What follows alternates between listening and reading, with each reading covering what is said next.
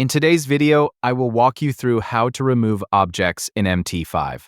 Start by making sure you're on the chart where you want to remove the objects. It doesn't matter which instrument or time frame you're using, as long as the correct chart is open. Once your chart is visible, move your cursor anywhere over the chart background. You don't need to select any specific object first. Instead, right-click anywhere on the empty area of the chart. This will open the chart's context menu with several options. From that menu, look for the option labeled Properties and click on it. The Properties window will now appear on your screen. Depending on your MetaTrader 5 layout or theme, it may appear in the center of the chart or slightly to one side. Once the Properties window opens, you'll notice several tabs.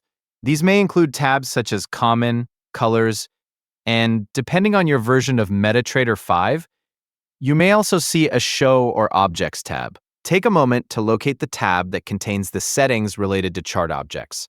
Follow the available on-screen options that relate to objects. Depending on your MetaTrader 5 version, you may see settings that allow you to show or hide objects, reset object-related settings, or manage how objects appear on the chart. Carefully review each available option before making any changes. If you find a setting that controls hiding or clearing objects, select it according to the option shown in your version of the platform. Some options may include brief descriptions or tooltips when you move your cursor over them, so use those if needed to confirm you're selecting the correct setting.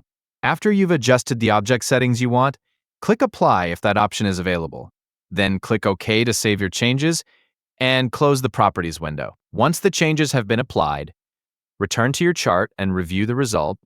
You should immediately notice the effect of the settings you selected. If the objects have been hidden or removed, your chart should now appear much cleaner and easier to view. If the chart doesn't look the way you expected, you can repeat the same process.